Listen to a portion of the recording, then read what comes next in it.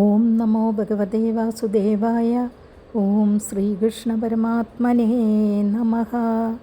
ശ്രീമദ് ഭാഗവതം തൃതീയ സ്കന്ധം 28-ാം അധ്യായം. ശ്രീ ഭഗവാനുവാച. യോഗസ്യ ലക്ഷണം വക്ഷ്യേ സബീജസ്യ നൃപാത്മജേ മനോയേ നൈവ വിധിന പ്രസന്നം യാതി സത്പദം. ഹേ രാജപുത്രി, യോഗം രണ്ടു വിധമാണ്, സബീജമെന്നും നിർബീജമെന്നും.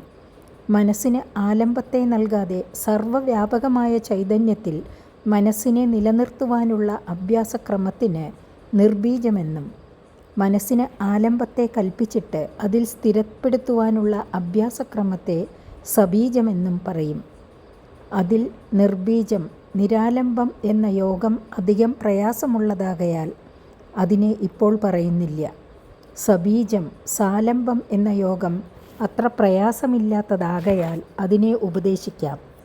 ആ യോഗത്തിൻ്റെ അനുഷ്ഠാനം നിമിത്തം മനസ്സ് കാമക്രോധാദികളായ ദോഷവൃത്തികളെ വെടിഞ്ഞ് ശുദ്ധമായി ഭവിക്കും. അപ്പോൾ ആനന്ദസ്വരൂപനായ ഈശ്വരനെ സാക്ഷാത്കരിപ്പാൻ ഉപകരിക്കുന്ന മാർഗത്തിൽ പ്രവേശിക്കും. സ്വധർമാചരണം ശക്ത്യാ വിധർമാശ്ച നിവർത്തനം ദൈവലബ്ധേന സന്തോഷ ആത്മവിച്ചരണാർച്ചനം ഗ്രാമ്യധർമ്മനിവൃത്തിശ്ച മോക്ഷധർമ്മരതിസ്തദാ മിതമേധ്യാതനം ശശ്വത് വിവിക്തക്ഷേമസേവനം അഹിംസാ സത്യമസ്തേയം യാവദർത്ഥപരിഗ്രഹഃ ബ്രഹ്മചര്യം തപഃശൗചം സ്വാധ്യായ പുരുഷാർച്ചനം മൗനം സദാസനജയ സ്ഥൈര്യം പ്രാണജയശനൈഃ പ്രത്യാഹാരശ്ചേന്ദ്രിയാണാം വിഷയാൻ മനസാ ഹൃദി സ്വധിഷ്ഠ്യാനാമേകദേശേ മനസാ പ്രാണധാരണം വൈകുണ്ഠലീലാഭിധ്യാനം സമാധാനം തഥാത്മനഃ ഏതൈരന്യശ്ച പതിഭിർമനോദുഷ്ടമസത്പദം ബുദ്ധ്യാ യുഞ്ജീതശനകൈർജിതപ്രാണോ ഹ്യതന്ത്രിതഃ. യോഗത്തെ പറയാമെന്നുള്ള പ്രതിജ്ഞയെ അനുസരിച്ച് യോഗങ്ങളുടെ അംഗങ്ങളായ യമനിയമങ്ങളെ കപിലമുനി പറയുകയാണ്. ശക്തിയനുസരണം സ്വവർണാശ്രമോചിത വ്യാപാരങ്ങളെ ബലകവംശ കൂടാതെ യഥാകാലം ആചരിക്കണം. ധർമ്മത്തിന് വിരോധമായിരിക്കുന്ന യാതൊന്നിലും ഏർപ്പെടരുത്. പ്രാരബ്ധാനുസരണം വന്നുചേരുന്ന ഭക്ഷണാദി പദാർത്ഥങ്ങളിൽ സന്തോഷിച്ചു കൊള്ളണം. ആത്മജ്ഞാനികളെ ആദരപൂർവം സേവിക്കണം. നശ്വരങ്ങളായ 3 വിധ പുരുഷാർത്ഥങ്ങളിൽ ആസക്തി വയ്ക്കരുത്. മോക്ഷത്തിനു സഹായിക്കുന്ന ഭഗവത് കഥാശ്രവണാദികളിൽ താൽപ്പര്യമുണ്ടായിരിക്കണം. ശുദ്ധമായ അന്നത്തെ മിതമായി സ്വീകരിക്കണം.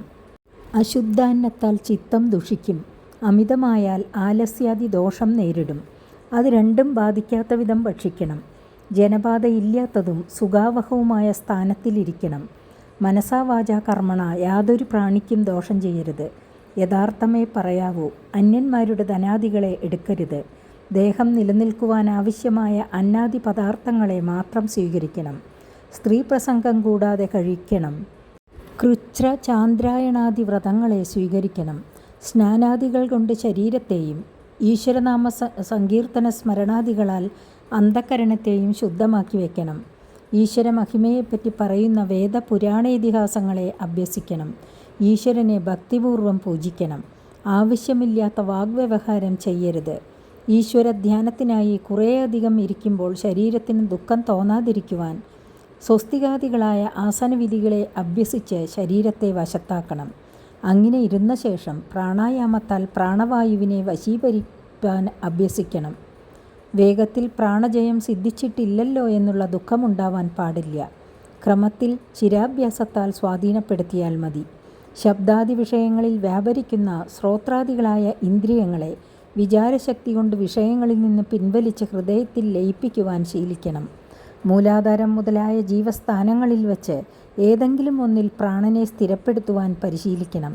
അപ്പോൾ മനസ്സും അടങ്ങും. ശ്രീ ഭഗവാന്റെ സൃഷ്ട്യാദി ലീലകളെക്കുറിച്ച് ആലോചിച്ചുകൊണ്ട് മനസ്സിനെ ഈശ്വരനിൽ നിലനിർത്തണം. ഇപ്രകാരമുള്ള മറ്റു മാർഗങ്ങളെ ആശ്രയിച്ചും ദുഷ്പൂരകങ്ങളായ ഇന്ദ്രിയങ്ങളെ സന്തോഷിപ്പിക്കുവാൻ ശ്രമിക്കുന്ന കാമാദിവൃത്തികളാൽ ദുഷിച്ചിരിക്കുന്ന മനസ്സിനെ പ്രാണജയത്താലും മടികൂടാതെയുള്ള പരിശ്രമത്താലും പരമാത്മാവിൽ യോജിപ്പിക്കണം. ശുചൗ ദേശേ പ്രതിഷ്ഠാപ്യ വിജിതാസന ആസനം തസ്മിൻ സ്വസ്തി സമാസീന ഋജുകായ സമഭ്യസേത്. യമനിയമങ്ങളെ വിവരിച്ച ശേഷം ആസനത്തെക്കുറിച്ച് പറയുകയാണ്. ഗംഗാതീരം മുതലായ പുണ്യസ്ഥാനത്തിലോ പരിശുദ്ധമായ മറ്റേതെങ്കിലും സ്ഥാനത്തിലോ ഇരിപ്പാനുള്ള ഒരാസനത്തെ ഉറപ്പിക്കണം. അതിൽ നിവർന്നിരിക്കണം. അധികനേരം ഇരുന്നാൽ ക്ലേശം തോന്നാതിരിക്കത്തക്ക വിധം അഭ്യസിച്ചു സ്വാധീനപ്പെടുത്തിയിരിക്കുന്ന ഒരു രീതിയെ ആശ്രയിച്ചിരിക്കാം. സ്വസ്തികം എന്ന് പറയപ്പെടുന്ന സമ്പ്രദായമാണ് വളരെ നല്ലത്. തുടയെ മുട്ടുകാലിൻ്റെ അടിയിലാക്കുക. പാദങ്ങളുടെ അഗ്രങ്ങളെ 2 മുട്ടുകളുടെ സന്ധികളിൽ തൊടുത്തു ചേർത്ത് വയ്ക്കുക. ഇങ്ങനെയുള്ള ഇരിപ്പിനെയാണ് സ്വസ്തികം എന്ന് പറയുന്നത്. ഇങ്ങനെ ഇരുന്ന ശേഷം പ്രാണനെ സ്വാധീനപ്പെടുത്തുവാനുള്ള അഭ്യാസം ചെയ്തുകൊള്ളണം. പ്രാണസ്യ ശോധയേന്മാർഗം പൂരകുംഭകരേ ജഗൈഃ പ്രതികൂലേന വാ ചിത്തം യഥാ സ്ഥിരമചഞ്ചലം. ആസനത്തിൽ ഇരുന്ന ശേഷം പ്രാണായാമക്രമത്തെ പറയുകയാണ്. പ്രാണായാമം 3 വിധമാണ്. പൂരകം, കുംഭകം, രേചകം എന്നു പേർ. ബാഹ്യവായുവിനെ ഉള്ളിലേക്ക് പ്രവേശിപ്പിക്കുക എന്നത് പൂരകം. പ്രവേശിപ്പിച്ചതിനെ ഉള്ളിൽ അടക്കി നിർത്തുക എന്നത് കുംഭകം. നിർത്തിയതിനെ പുറത്തേക്ക് വിടുന്നതിന് രേചകം. ഇതാണ് സാധാരണ ക്രമം. രേചകം, കുംഭകം, പൂരകം എന്ന രീതിയെ അവലംബിക്കുന്നതായാലും വിരോധമില്ല. ഇങ്ങനെ വായുവിനെ ഉള്ളിൽ പ്രവേശിപ്പിച്ച് നിർത്തി പുറത്തേക്ക് വിടുന്നതുകൊണ്ട് ശ്വാസമാർഗങ്ങളിലുള്ള കഫാദി ദോഷങ്ങൾ നശിച്ചു ശുദ്ധമാകും. അപ്പോൾ പ്രാണനെ ആശ്രയിച്ചിരിക്കുന്ന മനസ്സും ചലനാദി ദോഷങ്ങളെ ഉപേക്ഷിച്ച് സ്ഥിരമായി വരും. മനസ്സിനെ സ്ഥിരമാക്കുന്നത് തന്നെ പ്രാണായാമത്തിൻ്റെ മുഖ്യമായ പ്രയോജനം. മനോച്ഛിരാസ്യാദ്വിരജം ജിതശ്വാസസ്യ യോഗിനഃ വായുഗ്നിഭ്യാം യഥാ ലോഹം ദമാതം ത്യജതി വൈമലം. പ്രാണായാമത്താൽ ശ്വാസത്തെ സ്വാധീനപ്പെടുത്തിയിരിക്കുന്ന യോഗിയുടെ മനസ്സ് രജോ ഗുണ സംബന്ധം നിമിത്തമുണ്ടാകുന്ന ചലനമാകുന്ന ദോഷത്തിൽ നിന്ന് വിട്ടിരിക്കും. സ്വർണം മുതലായ ലോഹത്തെ തീയിലിട്ട് ഊതിപ്പഴിപ്പിച്ചാൽ അതിൽ പറ്റിയിരിക്കുന്ന ചളി നശിച്ച് ശുദ്ധമായി ഭവിക്കുന്നതുപോലെ മനസ്സും ശുദ്ധമായി വരും. പ്രാണായാമൈർദേഹദോഷാൻ ധാരണാഭിശ്ചകിൽബിഷാൻ പ്രത്യാഹാരേണ സംസർഗാൻ ധ്യാനേനാനീശ്വരാൻ ഗുണാൻ. വാതപിത്ത കഫജന്യങ്ങളായ ദോഷങ്ങളെ പ്രാണായാമങ്ങളെ കൊണ്ട് നശിപ്പിക്കണം. അപ്പോൾ ദേഹം രോഗബാധയിൽ നിന്നും മുക്തമാകും. ധാരണകൾ കൊണ്ട് പാപങ്ങളെ ദഹിപ്പിക്കണം. ശബ്ദാദി വിഷയ സംബന്ധങ്ങളെ പ്രത്യാഹാരം കൊണ്ട് നശിപ്പിക്കണം. ഈശ്വരോപാസനയ്ക്ക് വിരോധികളായിരിക്കുന്ന രാഗാദിവൃത്തി ദോഷങ്ങളെ ധ്യാനം കൊണ്ട് ദഹിപ്പിക്കണം. മനസ്സിനെ ഭഗവാനിൽ ഉറപ്പിക്കുന്നതിന് ധാരണ എന്നാണ് പേർ. ഭഗവാനിൽ ഉറച്ചിരിക്കുന്ന മനസ്സിനെ എങ്ങും ചലിപ്പിക്കാതെ അവിടെ തന്നെ ഉറപ്പിക്കുന്നതിനായ പ്രയത്നത്തിന് ധ്യാനം എന്നു പേർ. ഈശ്വര സ്വരൂപത്തെ ധ്യാനിക്കുമ്പോൾ അതിൽ നിന്ന് അന്യമായ വിചാരം ഉണ്ടാകരുത്. ഉണ്ടായാൽ ധ്യാനത്തിന് ഇളക്കം വന്നു. അഭ്യാസത്താൽ ക്രമത്തിൽ ധ്യാനത്തിന് ഇളക്കം വരാതാക്കണം. അങ്ങനെ നിൽക്കുന്നതിന് മധ്യേ അന്യമായ യാതൊരു വിചാരവും മനസ്സിനെ ബാധിക്കാതെ ബഹുകാലം അതേ നിലയ്ക്ക് തന്നെ ഏകാഗ്രമായിരിക്കുന്നതായ അവസ്ഥയ്ക്ക് സമാധി എന്നു പേർ. യഥാ മനസ്സം വിരജം യോഗേന സുസമാഹിതം കാഷ്ടാം ഭഗവതോ ധ്യായേത് സ്വനാസാഗ്രാവലോകനഃ. മനസ്സിൻ്റെ ചാഞ്ചല്യം എന്ന ദോഷം തീർന്നു സ്വാധീനമായി വരുന്നതുവരെ പ്രാണായാമം അഭ്യസിക്കണം. മനസ്സിന് ശുദ്ധിയും സാവധാനവും വന്നതിൽ പിന്നെ സാധകൻ ധ്യാനം അഭ്യസിക്കുവാൻ തുടങ്ങണം. രുചിഭേദത്തെ അനുസരിച്ച് ധ്യാന വിഷയങ്ങൾ പലതും ഉണ്ടെന്ന് വരികിലും മോക്ഷേച്ഛയുള്ള പുരുഷൻ ഭഗവത് രൂപത്തെ തന്നെ ധ്യാനിക്കണം. ധ്യാനിക്കുന്ന സമയം നേത്രമാർഗത്തിൽ കൂടെ മനസ്സ് ചലിക്കാതിരിപ്പാൻ നാസികയുടെ അഗ്രത്തിൽ ദൃഷ്ടികളെ ഉറപ്പിക്കുന്നതാണ് നല്ലത്. തീരെ കണ്ണടച്ചിരിക്കുന്നതായാൽ ലയം എന്ന ദോഷം സംഭവിപ്പാൻ എളുപ്പമുണ്ട്. നേത്രത്തെ നിരാലംബമായി വിട്ടാൽ 4 ഭാഗത്തും ചലിപ്പിക്കുമ്പോൾ മനസ്സിനും വിക്ഷേപം സംഭവിക്കും. അതുകൊണ്ടാണ് നാസാഗ്രത്തിൽ അവലോകനം ചെയ്യുന്നതാണ് നല്ലതെന്നുപദേശിച്ചത്. പ്രസന്നവദനാംബോജം പത്മഗർഭാരുണേഷണം നീലോത്പലദളശ്യാമം ശംഖചക്രഗദാധരം ലസത്പങ്കജകിഞ്ചൽക പീതകൗശവാസനം ശ്രീവത്സവക്ഷസംഭ്രാജത് കൗസ്തുഭാമുക്തകന്ദരം മത്തദ്ദുരേപകലയാ പരീതം വനമാലയാ പരാർദ്യഹാരവലയ കിരീടാംഗതനൂപുരം കാഞ്ചീഗുണോത്സശ്രോണീം ഹൃദയാംബോജവിഷ്ടരം ദർശനീയതമം ശാന്തം മനോനയനവർദ്ധനം അഭീച്യദർശനം ശശ്യ സർവലോകനമസ്കൃതം സന്തം വയസി കൈശോരേ ഭൃത്യാനുഗ്രഹകാതരം കീർത്തന്യതീർത്ഥയശസം പുണ്യശ്ലോകയശസ്കരം ധ്യായദേവം സമഗ്രാംഗം യാവന്യച്ചവതേ മനഃ.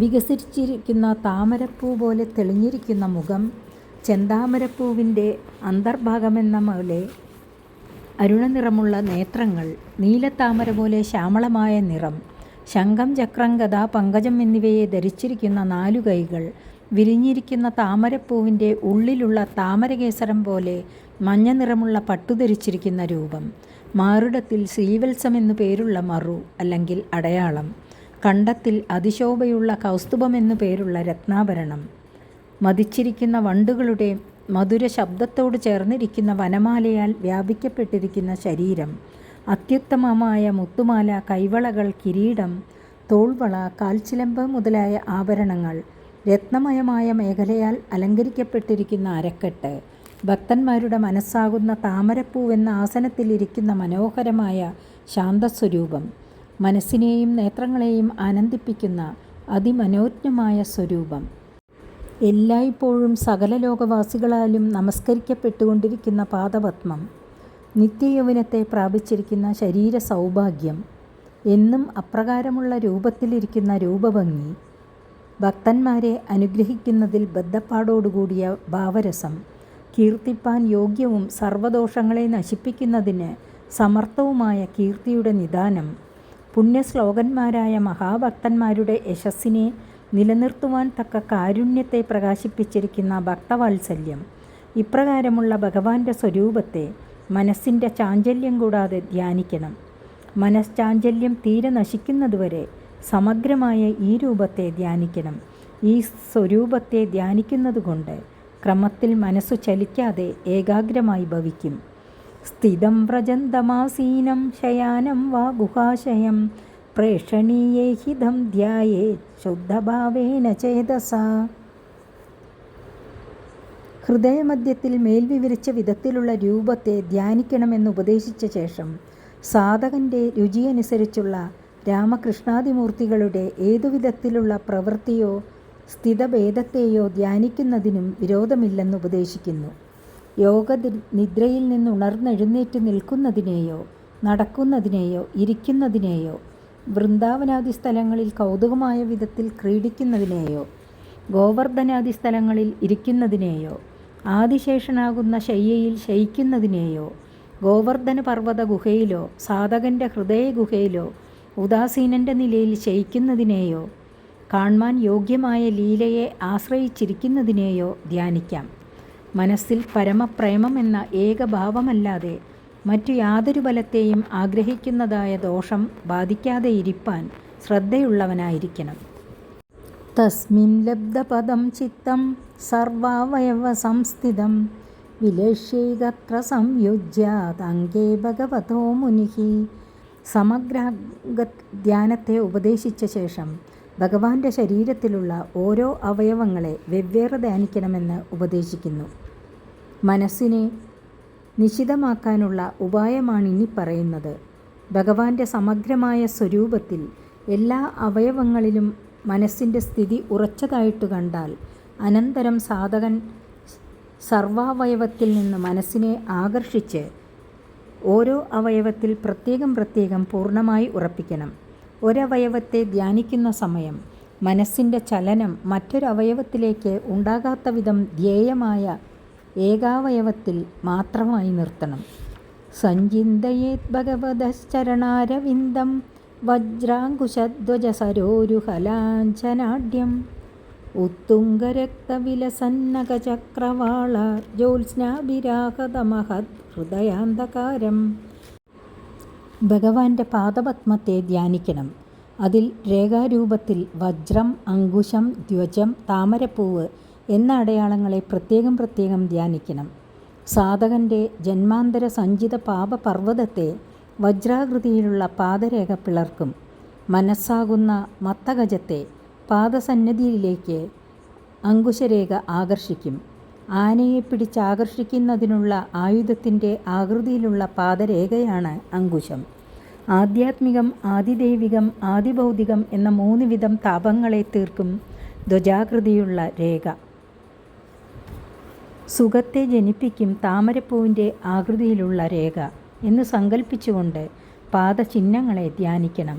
ഉയർന്നും രക്തവർണ്ണത്തിൽ ശോഭിക്കുന്നതുമായ നഖാവലിയിൽ നിന്നും പുറപ്പെടുന്ന ചന്ദ്രിക സാധകൻ്റെ ഹൃദയാന്തകാരത്തെ നശിപ്പിക്കുന്നതായിട്ടും ധ്യാനിക്കണം. ഇങ്ങനെ പാദപത്മത്തിലുള്ള വിശേഷണങ്ങളെ പ്രത്യേകം ധ്യാനിച്ച് സാക്ഷാത്കരിക്കണം. യച്ചൗചനിസൃതസരിത്പ്രവരോധകേന തീർത്ഥേന മൂർധന്യകൃതേന ശിവശിവോഭൂത് ധ്യാതുർമനഃശമലശൈലനിസൃഷ്ടവജ്രം ധ്യായേ ചിരം ഭഗവതശ്ചരണാരവിന്ദം. യാതൊരു ഭഗവാന്റെ പാദക്ഷാളനം ചെയ്തതിൽ നിന്ന് ഉത്ഭവിച്ച ഉത്കൃഷ്ട നദിയായ ഗംഗയിലെ ജലമാകുന്ന തീർത്ഥത്തെ ശിരസിൽ ധരിച്ചപ്പോൾ ലോകവന്ദ്യനായ ശ്രീ ശിവൻ കൂടെ കൃതകൃത്യനായെന്ന് വിചാരിച്ചുവോ?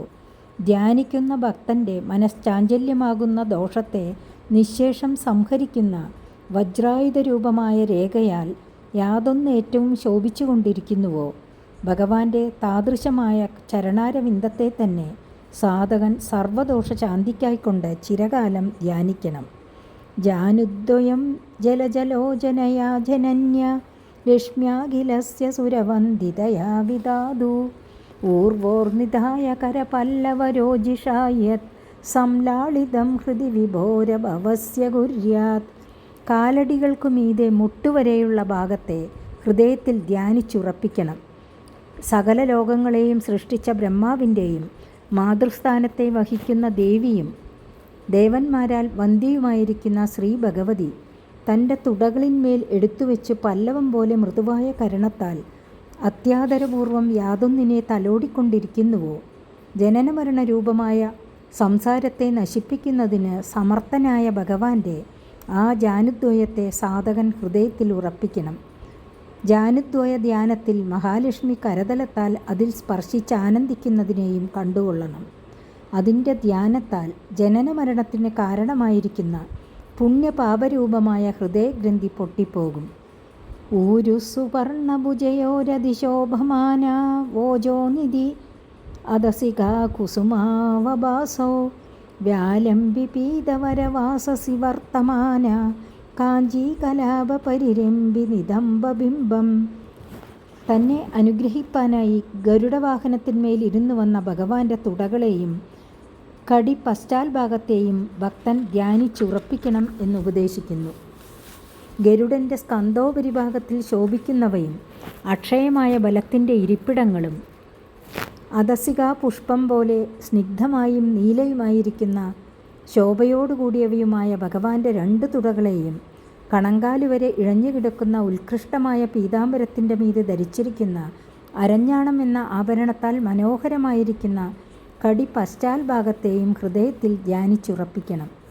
നാഭൃഹ്രദം ഭുവനകോശഗുഹോദരസ്ഥം യത്രാത്മയോ നിധിഷണാഖില ലോകപത്മം വ്യൂഢം ഹരിന്മയി വൃഷസ്തനയോരമുഷ്യ ധ്യായേദ്വയം വിശദഹാരമയൂഖഗൗരം.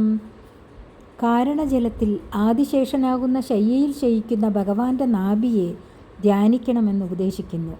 സകല ലോകങ്ങളും അടങ്ങിയിരിക്കുന്ന ഗുഹാരൂപമായ ഉദരത്തിൽ ശോഭിക്കുന്ന ഹ്രദം പോലെ അഗാധമായിരിക്കുന്ന ഭഗവാന്റെ നാഭിയെ ധ്യാനിക്കണം. അതിൽ നിന്ന് ഉത്ഭവിച്ചിരിക്കുന്നതും ബ്രഹ്മാവിൻ്റെ ഉൽപ്പത്തി സ്ഥാനവും സകല ലോകാത്മകവുമായ താമരസ പുഷ്പത്തെയും ധ്യാനിക്കണം. ഉത്കൃഷ്ടങ്ങളായ 2 മരതകരത്നങ്ങളെന്ന പോലെ പ്രകാശിക്കുന്നതും മാറുടത്തിൽ ധരിച്ചിരിക്കുന്ന മുത്തുമാലയിൽ നിന്ന് പുറപ്പെടുന്ന കാന്തി സമ്പർക്കത്താൽ ശ്വേതനിറമുള്ളതോ എന്നു തോന്നുമാറ് വിളങ്ങുന്നതുമായ ഭഗവാന്റെ സ്തനത്തെയും ധ്യാനിക്കണം.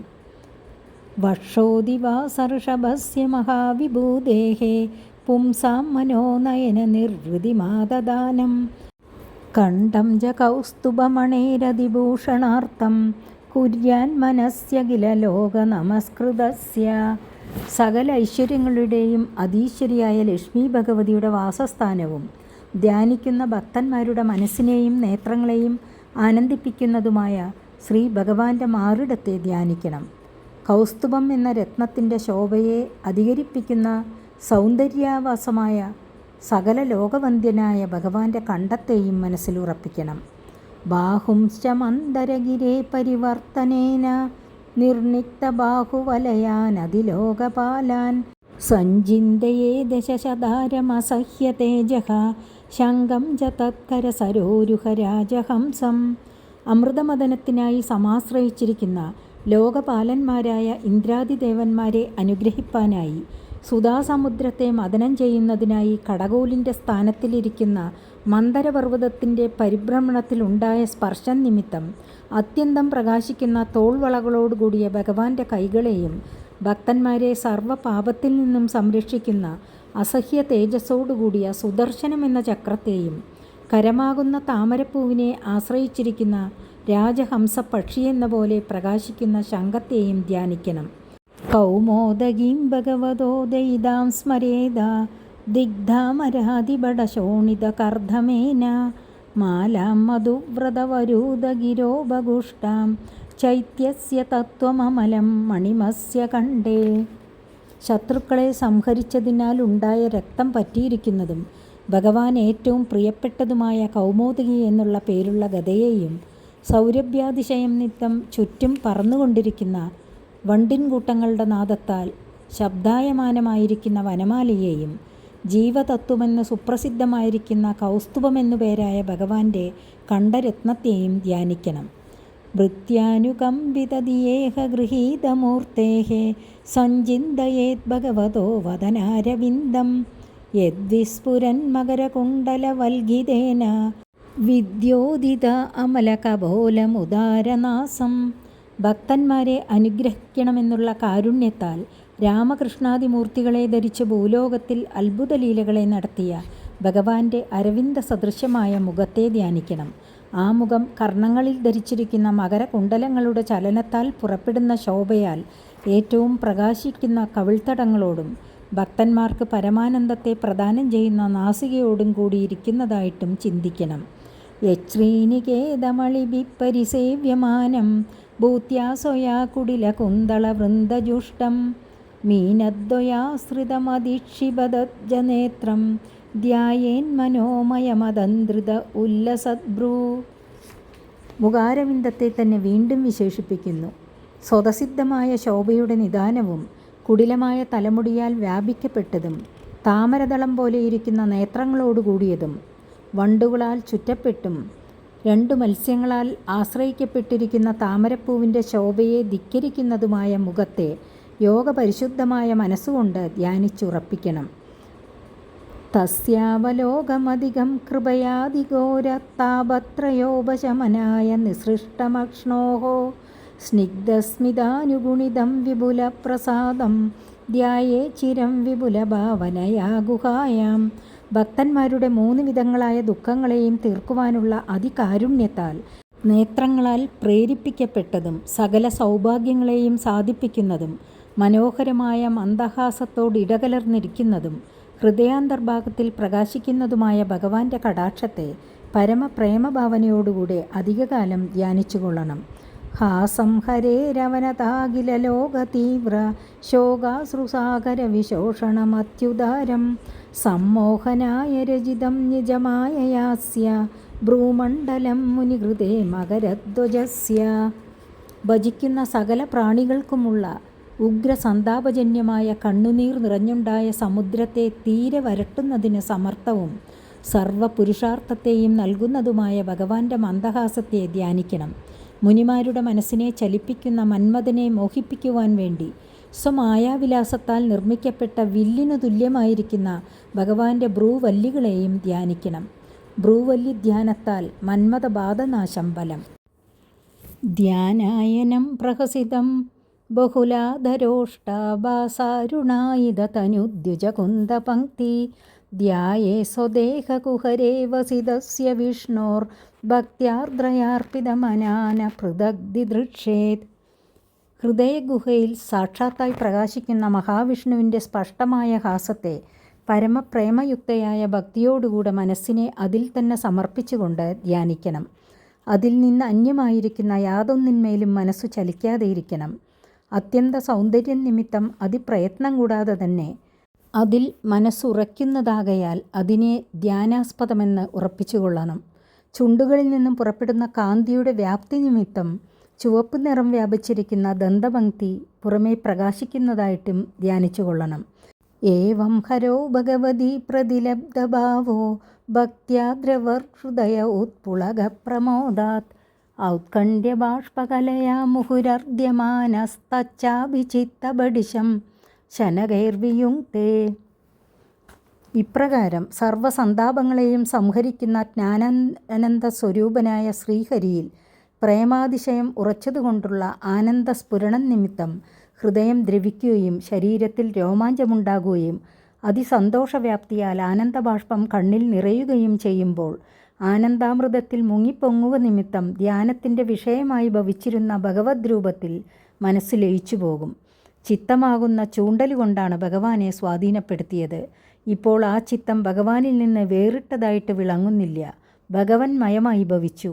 ഇതിൻ്റെ സാരമെന്തെന്നാൽ ധ്യാനം, ധ്യേയം, ധ്യാതാവ് എന്ന 3 വിഭാഗത്തോടു കൂടിയ ധാരണ ബഹുകാലം അഭ്യസിക്കുമ്പോൾ ഈ വേദങ്ങളിൽ നിന്നും വിട്ടിരിക്കുന്ന നിർവികൽപ്പ സമാധി താനേ തന്നെ അനുഭവപ്പെടും.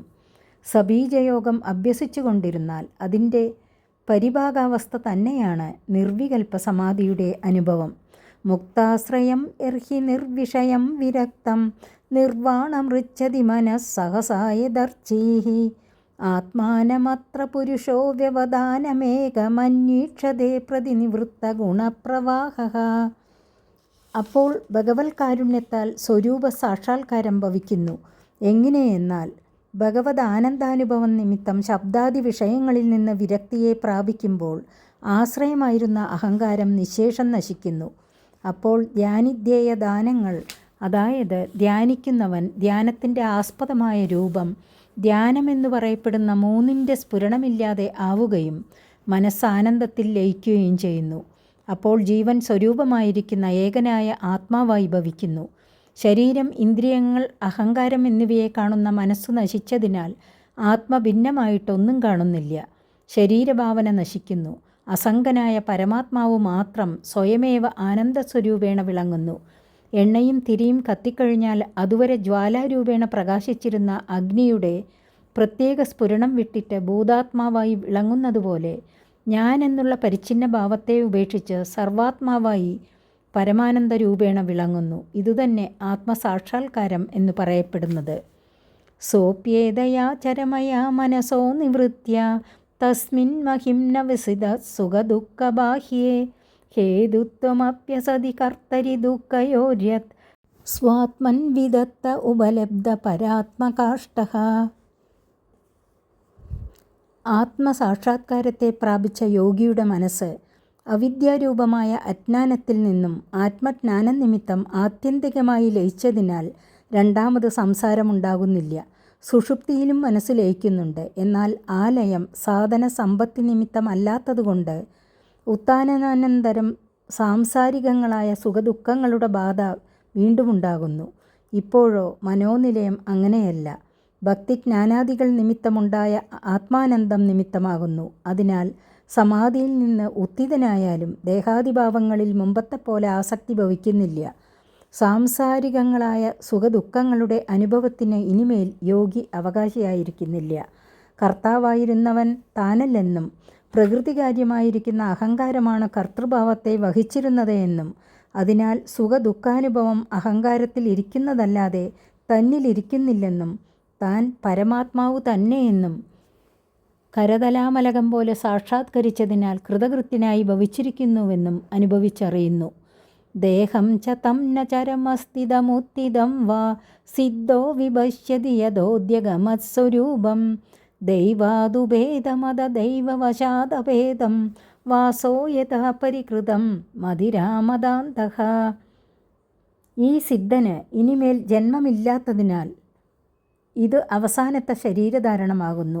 ആത്മസാക്ഷാത്കാരാനന്തരം പ്രാരബ്ധ നിമിത്തം ശരീരം നിലനിൽക്കുന്നതുവരെ ആ ശരീരത്തിൽ വസിക്കുന്നുവെങ്കിലും ശരീരത്തെക്കുറിച്ചുള്ള അനുസന്ധാനമില്ലാത്തതുകൊണ്ട് ദേഹസംബന്ധമായിരിക്കുന്ന സുഖദുഃഖാദികളെ യോഗി അറിയുന്നില്ല എന്നു തന്നെയല്ല, ദേഹം തന്നെ ഉണ്ടെന്നോ ഇല്ലെന്നോ യോഗി കാണുന്നില്ല. എന്തുകൊണ്ടെന്നാൽ അവൻ ആത്മസ്വരൂപനായിരിക്കുന്നു. അജ്ഞാനാവസ്ഥയിൽ ആത്മാവിനെ അറിയുന്നില്ല, ജ്ഞാനാവസ്ഥയിൽ ശരീരത്തെയും അറിയുന്നില്ല. ശരീരത്തിൻ്റെ ഉദ്ഭവം പ്രാരബ്ധം നിമിത്തം പ്രാരബ്ധാവസാനത്തിൽ അത് നശിക്കുകയും ചെയ്യുന്നു. യോഗിയാവട്ടെ ശരീരത്തിൽ നിന്നും വേറിട്ടിരിക്കുന്ന ആത്മാവായി ഭവിച്ചിരിക്കുന്നതിനാൽ ശരീരം ഒരു ദിക്കിലിരിക്കുന്നതിനെയോ അന്യത്ര സഞ്ചരിക്കുന്നതിനെയോ അറിയുന്നില്ല. മദ്യപാനം നിമിത്തം വർദ്ധിച്ചിരിക്കുന്ന ലഹരിയിൽ മതിമറന്നു നടക്കുന്ന ഒരുവൻ ഉടുത്തിരിക്കുന്ന വസ്ത്രം അവൻ്റെ ശരീരത്തിൽ ഇരുന്നാലും വഴിയിൽ വീണുപോയാലും അറിയാത്തതുപോലെ ആത്മാനന്ദത്തിൽ മുങ്ങിയിരിക്കുന്ന യോഗി ശരീരത്തെക്കുറിച്ച് യാതൊന്നും അറിയുന്നില്ല. ഈ അവസ്ഥയെ ജീവൻ മുക്തി എന്ന് ശാസ്ത്രത്തിൽ പറയുന്നു. ദേഹോപി ദൈവവശഃ ഖലു കർമ്മയാവത് സ്വാരംഭകം പ്രതി സമീക്ഷതയേവ സാസുഃ തം സപ്രപഞ്ചമതിരൂഢസമാധിയോഗഃ സ്വാപ്നം പുനർന ഭജതേ പ്രതിബുദ്ധവസ്തുഃ. ദേഹം പ്രാരബ്ധകർമ്മം നിമിത്തമാണല്ലോ ഉണ്ടായിരിക്കുന്നത്. ആ കർമ്മം എത്രത്തോളം നിലനിൽക്കുന്നുണ്ടോ അത്രകാലം ആ കർമ്മത്തിന് അധീനമായിട്ട് ദേഹവും നിലനിൽക്കും. കർമ്മത്തിൻ്റെ സംസ്കാരം നിമിത്തം ശരീരത്തിൻ്റെ നിലനിൽപ്പിന് ആവശ്യമായ കാര്യങ്ങൾ നടന്നുകൊണ്ടിരിക്കും. അപ്പോൾ ദേഹത്തിൽ അഹംഭാവം യോഗിക്കുണ്ടാകുകയില്ലയോ എന്ന് ശങ്കിക്കേണ്ട. പുത്രാദി ശരീരങ്ങളെക്കുറിച്ച് മമതയോ സ്വശരീരത്തിന്മേൽ അഹന്തയോ ഉണ്ടാകുകയില്ല. എന്തുകൊണ്ടെന്നാൽ സമാധിയോഗം സിദ്ധിച്ചതുകൊണ്ട് ആത്മസ്വരൂപത്തെ അറിഞ്ഞുകഴിഞ്ഞു. ഇനിമേൽ അനാത്മാവായിരിക്കുന്ന ശരീരത്തിൽ അഭിമാനം ഉണ്ടാവുകയുമില്ല.